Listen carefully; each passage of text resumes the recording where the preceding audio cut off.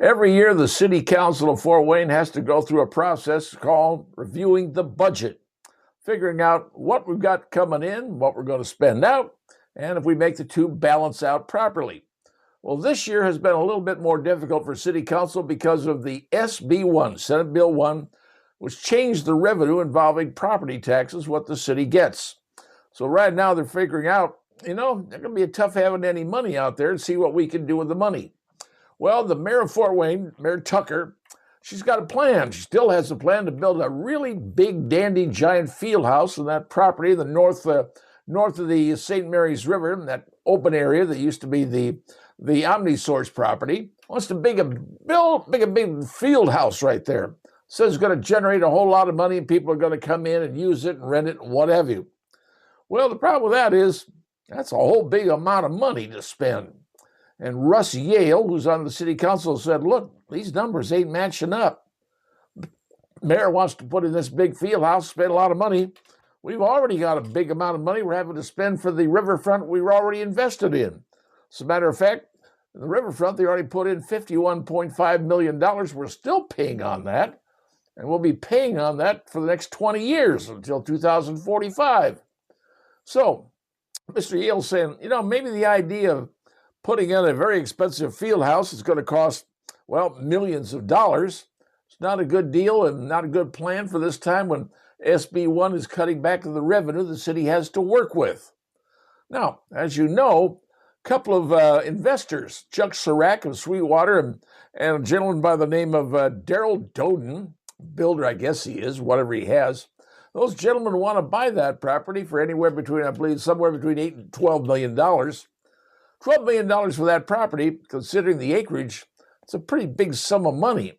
And if they want to invest that kind of money and pay the city of Fort Wayne that kind of money, wouldn't that seem to help out in the budgetary problems city of Fort Wayne has because of SB 1? I'm just saying. Building a field house sounds like a wonderful idea if we had the money. We're already in debt to pay off the riverfront. We've got to pay that for the next 20 years on the current part that we have. Do we want to invest a whole lot more money in building a field house that we cannot guarantee if it's going to be a success or earn money? You can't do it. Sorry, it doesn't work out that way. There's so many places and other opportunities that exist. But if someone's going to hand you, say, $12 million for a piece of property that may or may not have some issues with it underground because nobody really knows, to be honest with you. But if these private investors want to give you that amount of money for that roughly 25 acres or so that exists there, doesn't that make sense when you have an economic uncertainty going on in your budget going into next year? Well, Mr. Jehl thinks can't do both projects, can't have the budget and be investing in a field house with the economy the way it is today. So, logic says let's talk about it some more. Let's figure out if doing the right thing, and maybe, Madam Mayor, that maybe we don't build a field house. Does Fort Wayne need another field house right now based on everything we have available and things are being built by other investors?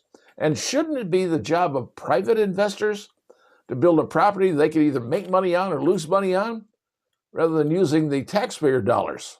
It's a very good point to think about right there, because I'm not sure the mayor could find the private dollars to build this property on somebody else. I'm just saying I don't think it's possible. Now, can something happen?